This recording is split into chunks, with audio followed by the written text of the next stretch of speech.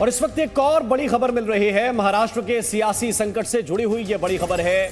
खबर यह है कि एकनाथ शिंदे कोर्ट जाने की तैयारी में है। इस वक्त की बड़ी खबर, एकनाथ शिंदे कोर्ट का रुख कर सकते हैं। खबर है कि एकनाथ शिंदे जब गुवाहाटी से 3 घंटे के लिए निकले थे, उसी दौरान उन्होंने वकीलों के साथ संपर्क किया है और कानूनी सलाह भी ली है।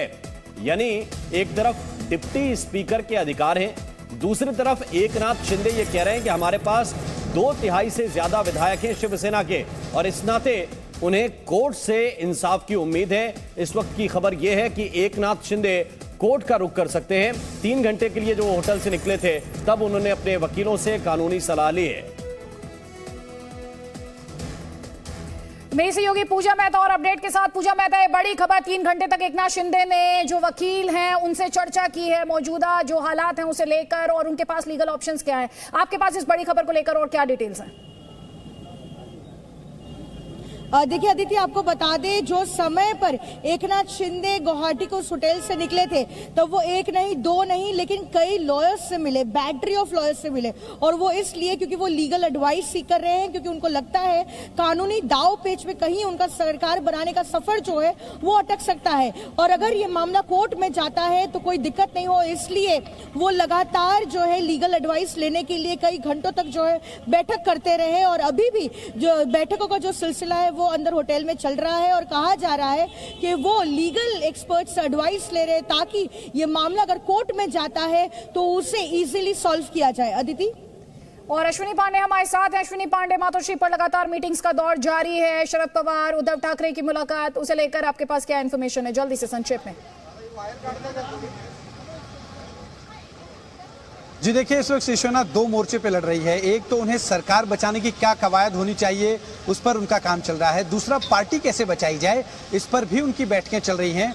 अभी फिलहाल जो बैठक चल रही है वो मुख्य रूप से सरकार कैसे बचाई जाए, जिसमें शरद पवार, प्रफुल्ल पटेल, जयंत पाटिल, अजित पवार जैसे जो दिग्गज नेता हैं एनसीपी के, वो मौजूद हैं। इसके बाद शिवसेना के संजय राउत समेत तमाम बड़े नेता इस वक्त मौजूद हैं। यहाँ पर बातचीत मुख्य रूप से सरकार को बचाने के लिए जो तमाम दावपेच होनी चाहिए उस पर चर्चा हो रही है। थोड़ी देर में हमें पता चलेगा कि आखिरकार बातचीत क्या कुछ हुई है। जी, अश्विनी पांडे रही है हमारे साथ। आज एकनाथ शिंदे को लेकर कई तरह की अटकलें रही। 3 घंटे तक वो होटल में नहीं थे, तरह तरह के कयास लगाए गए, ये दावा किया गया वो दिल्ली आ सकते हैं, लेकिन कड़ी सुरक्षा के बीच शिंदे गुवाहाटी में होटल से निकले। फिर खबर आई वो एयरपोर्ट जा रहे हैं, मुंबई जाएंगे। फिर खबर आई वो गुवाहाटी में कामाख्या देवी मंदिर गए। इसके बाद खबर आई कि शिंदे दिल्ली जा रहे हैं, लेकिन बाद में पता चला कि वो कहीं नहीं गए हैं, वापस गुवाहाटी के रेडिसन ब्लू होटल ही वो लौट गए हैं। और अब मेरी सहयोगी पूजा मेहता आपको ये बड़ी खबर दे रही है लगातार कि उन्होंने जो वकील हैं 3 घंटे तक लीगल ऑप्शंस जो हैं एकनाथ शिंदे के पास,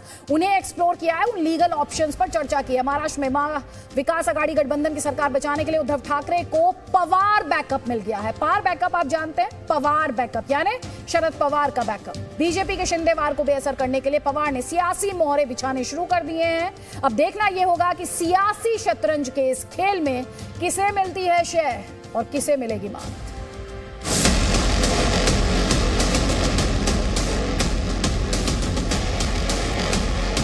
अगर लड़ाई सड़क पर हो गई तो वहां भी जीतेगी। इस तरह के कई हादसे हुए, लेकिन शिवसेना आगे ही बढ़ी, कभी कमजोर नहीं हुई। महाराष्ट्र में पवार का पावर गेम शुरू। पवार बिगाड़ेंगे शिंदे का खेल। फिर फडणवीस का सपना तोड़ेंगे पवार। एनसीपी अध्यक्ष शरद पवार को राजनीति का चाणक्य कहा जाता है। सियासी गलियों में यह कहावत मशहूर है कि जहां से सब सोचना बंद कर देते हैं, वहां से शरद पवार की सोच शुरू होती है। पवार ने एक बार फिर अपनी राजनीतिक सूझबूझ का परिचय दिया है। उन्होंने जैसे ही देखा कि महाराष्ट्र का सियासी संकट अब सीएम उद्धव ठाकरे से संभल नहीं रहा, तो शिवसेना की साख बचाने के लिए पवार मैदान में कूद पड़े। ये वही पवार हैं जिन्होंने शिंदे की बगावत के बाद कहा था कि ये शिवसेना का आंतरिक मामला है। ये शिवसेना का इंटरनल इशू है। लीडरशिप है, कुछ बदलाव करना या किसी को वहाँ मौका देना, वो उनका इंटरनल इशू है। जो शिवसेना की लीडरशिप इस पर जो कुछ तय करेंगे इसके साथ हम रहेंगे। लेकिन कल उद्धव ठाकरे और एनसीपी नेताओं के साथ बैठक के बाद शरद पवार के बोल बदल गए। उन्होंने खुद राज्य के सियासी संकट को दूर करने की कमान संभाल ली। जानकारों की माने तो शरद पवार के इशारे पर ही महाराष्ट्र विधानसभा के डिप्टी स्पीकर नरहरी जिरवाल ने फैसले लेने शुरू किए। जिरवाल एनसीपी से हैं। उन्होंने सबसे पहले शिवसेना विधायक दल के नेता के तौर पर अजय चौधरी और चीफ व्हिप के तौर पर सुनील प्रभु को मान्यता दे दी। सूत्रों के मुताबिक विधानसभा के प्रभारी स्पीकर नरहरी जिरवाल ने दोनों नियुक्तियों को मान्यता दी है। हालांकि दोनों पदों पर एकनाथ शिंदे गुट ने अपना दावा पेश किया था। इधर शरद पवार और संजय राउत के बीच बैठक चल रही थी। उधर मीडिया के सामने डिप्टी स्पीकर के एक्शन की खबर आई। शरद पवार के साथ बैठक के बाद ही संजय राउत के सुर भी बदले नजर आए। वो बागी विधायकों को अल्टीमेटम देते हुए दिखे। पेश किया और चैलेंज किया, उसमें आप फर्क समझ लीजिए। अब मैं बोलता हूँ फ्लोर ऑफ द हाउस पर आइए। अगर आपके पास बहुमत है तो हिम्मत दिखाइए सिद्ध करने की। अगर आपके पास एमएलए है और वो आपके साथ खुशी से बैठे हैं तो दिखाइए सामने आकर, जोर साबित करिए ना। शरद पवार के साथ मंत्रणा के बाद शिवसेना ने शिंदे को मात देने के लिए सियासी शतरंज के खेल में दूसरी चाल चली। शिवसेना ने बागी विधायकों को सबक सिखाने के लिए कदम उठाए हैं। पार्टी के 16 विधायकों को अयोग्य ठहराने के लिए पार्टी ने विधानसभा स्पीकर को लेटर लिख दिया है। इन 16 विधायकों में एकनाथ शिंदे का नाम भी है। अब विधानसभा के डिप्टी स्पीकर शिवसेना की मांग पर विचार के बाद 16 विधायकों को नोटिस जारी कर सकते हैं। शय और मात के इस खेल में अब शरद पवार पूरी तरह उतर चुके हैं। अब उनकी कोशिश विधानसभा में फ्लो टेस्ट की है। कल उद्धव के साथ मुलाकात के बाद शरद पवार ने कहा था कि बागी विधायकों को कीमत चुकानी होगी। उन्होंने कहा था कि जब फ्लो टेस्ट होगा तो पता चलेगा कि हमारे पास बहुमत है। सरकार माइनॉरिटी में है या नहीं, ये एस्टेब्लिश करने का रास्ता विधानसभा है। विधानसभा में जब फ्लोर टेस्ट हो जाएगी तो पता लगेगा कि ये सरकार मेजॉरिटी में है।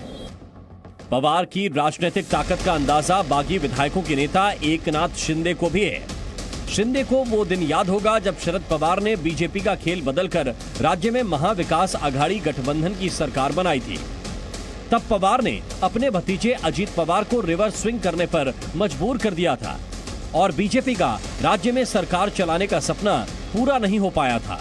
यही वजह है कि शरद पवार पर शिवसेना समेत महाविकास आघाड़ी गठबंधन का भरोसा कायम है और सरकार बचाने की जिम्मेदारी एक बार फिर उनके हाथ में दी गई है।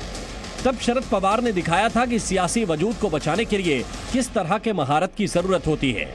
आज फिर वो ये साबित करने में लगे हैं कि वो असल मराठा सरदार हैं और उनकी बिछाई सियासी बिसात के सामने टिकना मुश्किल है।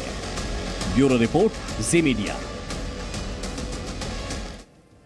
तो महाराष्ट्र में महाविकास आघाड़ी गठबंधन की सरकार संकट में है तो एनसीपी के चीफ शरद पवार एक बार फिर से एक्शन में हैं और पवार के पावर गेम का नतीजा आपको दिखाते हैं। पहला क्या हुआ? शिवसेना विधायक दल के नेता अजय चौधरी बन गए हैं, इनको मान्यता मिल गई है। दूसरा क्या हुआ?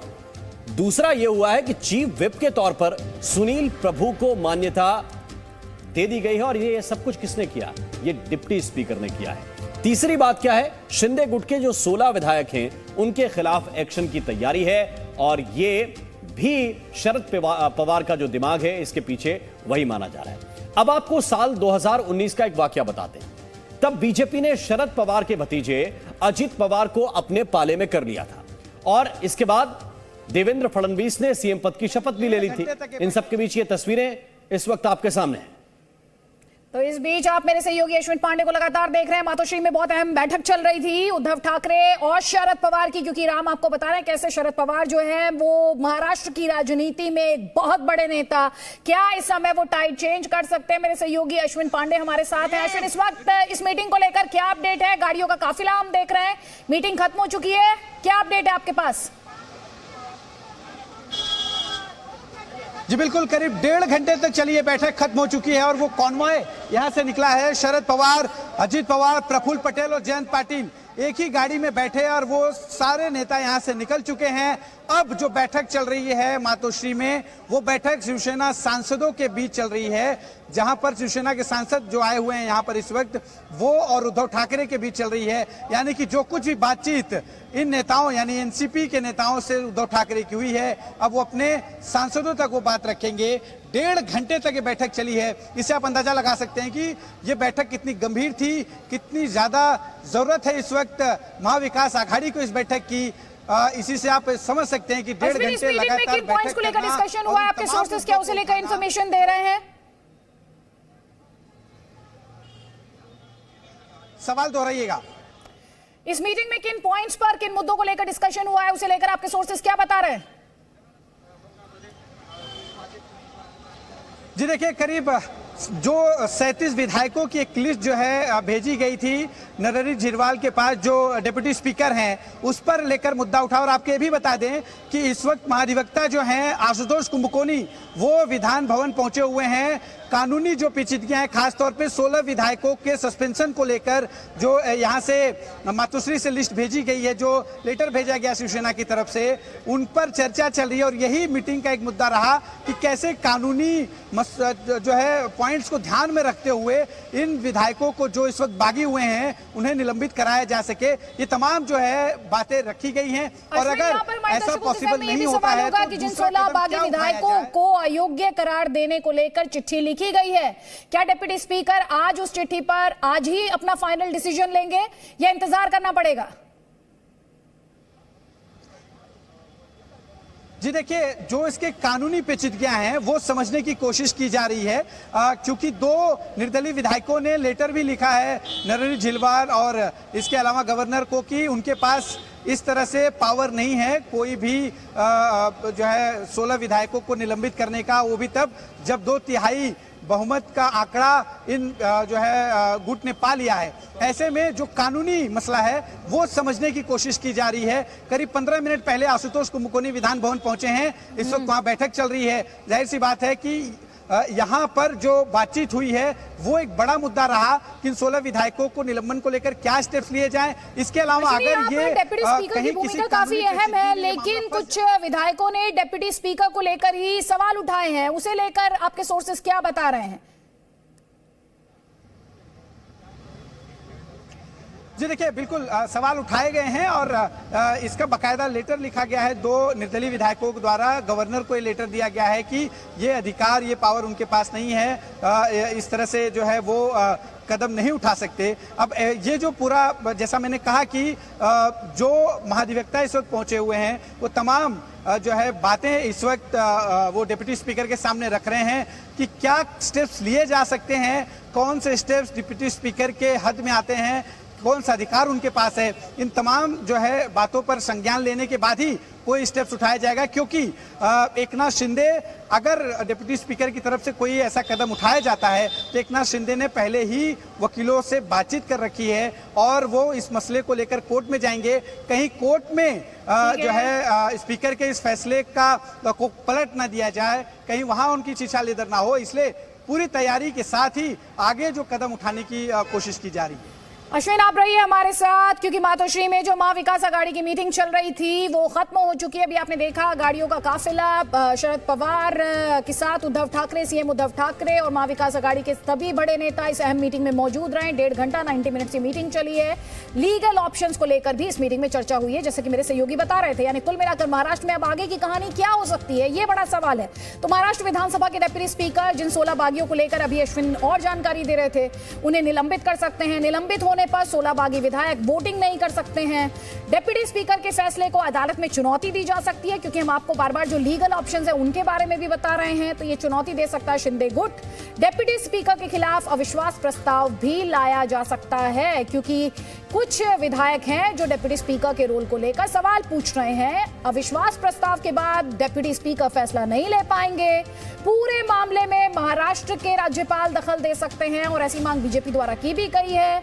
राज्यपाल विश्वास प्रस्ताव हासिल करने का निर्देश दे सकते हैं, विश्वास मत हासिल करने का निर्देश दे सकते हैं, विधानसभा स्पीकर के चुनाव का निर्देश दे सकते हैं राज्यपाल। स्पीकर का चुनाव हुआ तो सदन में शक्ति परीक्षण हो जाएगा, ये आप मानकर चलिए। तो शिवसेना में कौन कितना मजबूत है अब ये समझना आपके लिए जरूरी है, क्योंकि पिछले 4 दिनों में एकनाथ शिंदे का गुट लगातार नंबर के लिहाज से बात की जाए तो मजबूत होता गया है और उद्धव गुट जो है वो कमजोर पड़ता गया है। 22 जून को एकनाथ शिंदे गुट ने 34 विधायकों के समर्थन का दावा किया था। उद्धव गुट के पास उस दिन 21 विधायक थे। 23 जून को बात करें तो एकनाथ शिंदे गुट के पास शिवसेना के 37 विधायक और उद्धव के पास ये नंबर गिरकर 21 से 19 हुआ। उसके बाद 24 जून को 42 विधायकों के समर्थन का दावा एकनाथ शिंदे गुट कर रहा है और उद्धव ठाकरे के पास 13 शिवसेना विधायकों का समर्थन है।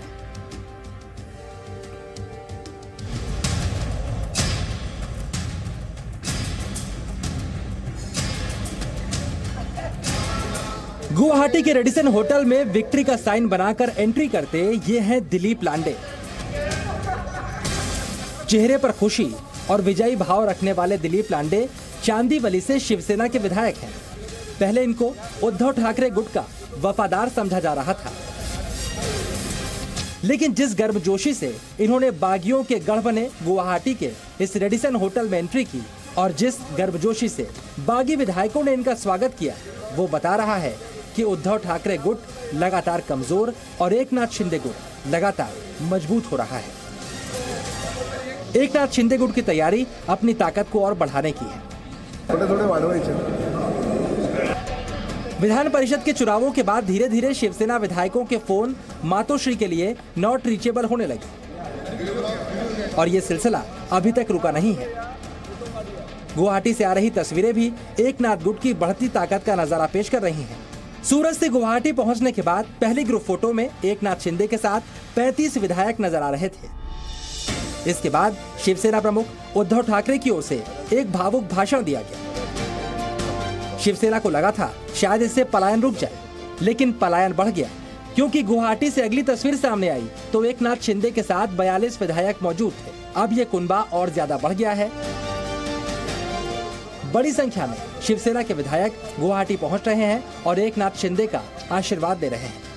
अब शिवसेना विधायकों के पलायन की क्रोनोलॉजी भी समझिए। बुधवार शाम 4 विधायक गुवाहाटी के लिए रवाना हुए। इसमें महाराष्ट्र के मंत्री गुलाबराव पाटिल भी शामिल थे। गुरुवार को भी 3 विधायक गुवाहाटी के लिए रवाना हुए, जिसमें सावंतवाड़ी से विधायक दीपक केसकर, चेंबूर से विधायक मंगेश कुडलकर और दादर से विधायक सदा सरवणकर शामिल थे। इसके अलावा शुक्रवार को दिलीप लांडे भी गुवाहाटी पहुँच गए। इसका मतलब गुवाहाटी से आने वाली अगली फोटो और ज्यादा असरदार होगी और ज्यादा मजबूत होगी। अब सवाल उठता है, शिवसेना में मची इस भगदड़ के बाद एकनाथ शिंदे की ताकत कितनी बढ़ गई है। शिंदे गुट के मुताबिक फिलहाल उसके पास 42 शिवसेना विधायकों का समर्थन है, 11 निर्दलीय विधायकों का समर्थन है। इस तरह से शिंदे गुट के पास अभी तक 53 विधायकों का समर्थन मौजूद है, जबकि 5 शिवसेना के सांसद भी संपर्क में होने का दावा किया जा रहा है। ऐसे में सवाल उठता है, अगर विधायकों के साथ साथ सांसदों ने भी शिवसेना का साथ छोड़ने की तैयारी शुरू कर दी तो उद्धव के लिए शिवसेना को बचाना कितना मुश्किल हो जाएगा। देखिए, ये तो साफ है कि एकनाथ शिंदे के साथ 2/3 विधायक हैं। 38 का आंकड़ा वो साफ तौर पर दिखा रहे हैं। अब शिवसेना के लिए अहम ये होगा कि क्या ये गुट विधायक दल के तौर पर मंजूरी इसे मिल जाती है। फिलहाल उद्धव ठाकरे गुट के पास 13 विधायक बचे हैं और उद्धव ठाकरे के साथ साथ उनके विधायक बेटे आदित्य ठाकरे भी अपने कैडर को बचाने के प्रयास में लगे हैं। आदित्य ठाकरे मातोश्री से बाहर निकले और शिव सैनिकों को संबोधित किया की आता लढाईचं तर आहे पण जिंकायचंच आहे आणि म्हणून आपण इथे जिंकलो।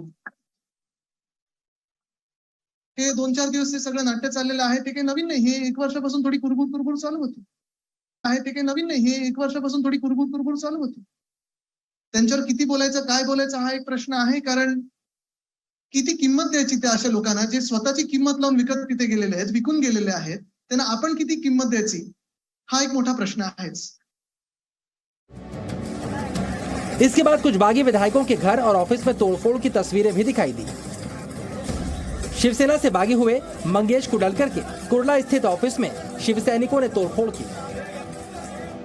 वहीं विधायक दिलीप लांडे जो विक्ट्री का साइन दिखाते हुए गुवाहाटी पहुंचे थे, शिव सैनिकों ने उनके पोस्टर्स भी फाड़ दिए। इधर नासिक में एकनाथ शिंदे के समर्थकों ने उनके पोस्टर लगाए तो शिव सैनिकों ने उस पर कालिख पोत दी। वहीं शिवसेना से भागे हुए विधायकों के पास बगावत के अपने तर्क हैं। यामिनी जाधव का आरोप है कि संकट के वक्त पार्टी ने उनकी सुध नहीं ली, इसीलिए वो पार्टी से दूर हुए। फिलहाल जिस तरह महाराष्ट्र में ऐसी घटनाएं बढ़ रही हैं, महाराष्ट्र पुलिस चीफ ने महाराष्ट्र के सभी पुलिस स्टेशन को हाई अलर्ट पर रहने का आदेश दिया है। महाराष्ट्र में पुलिस विभाग को लॉ एंड ऑर्डर की स्थिति बिगड़ने की आशंका भी नजर आ रही है। शिवांगी ठाकुर और अश्विनी पांडे के साथ विशाल पांडे, जी मीडिया, मुंबई। तो शिवसेना का जो हाल है, यकीन करना कई लोगों के लिए मुश्किल होगा कि ये बाला साहेब की ही पार्टी है। बाला साहेब ठाकरे, 2004 का उनका इंटरव्यू, जब उनसे पूछा गया था कि अगर उनकी पार्टी में बगावत होगी तो वो क्या करेंगे, सुनिए। पार्टी में इतनी तफावत, इतनी मतभिन्नता और ऐसे झगड़ते रहेंगे, मैं भी कह सकता हूँ भाई ये चलने वाला है तो दुकान बंद कर दूंगा, मैं दुकान बंद कर दूंगा। मैं कहता हूँ कि ये मैं मेरी शिवसेना की कांग्रेस नहीं होना दूंगा, नहीं, कभी नहीं। और मुझे जब ये मालूम होगा कि हो रही है तो I will close my shop. अलग नहीं चाहिए। शिवसेना चुनाव नहीं लड़ेगी। जाओ, कहाँ जाएंगे लोग, कहाँ जाएंगे? आज जो मान सम्मान तुम्हें मिल रहा है शिवसेना के नाम पर मिल रहा है, हिंदुत्व के लिए मिल रहा है, भगवा झंडा के लिए मिल रहा है। इससे गद्दारी करना चाहते हैं या कोई मारामारी? नहीं, ये मैं नहीं, मेरे यहाँ लोकशाही नहीं है, लोकतंत्र नहीं है। करना है तो इस ढंग से करो, बस। Order is order. तो हमारे इधर मैंने ये झंझट नहीं रखा है, बिल्कुल नहीं, ना रखूँगा। कुछ मतभेद होते हैं तो आदमी छोड़ देते हैं खुद की पार्टी और उसकी खुद की एक पार्टी निकल जाती है। अभी फैमिली प्लानिंग करना हो तो पॉलिटिकल पार्टीज का करो। पॉलिटिकल पार्टीज बहुत बच्चे हो गए अभी। Presenting B News app available on Google Play and App Store. Download it now.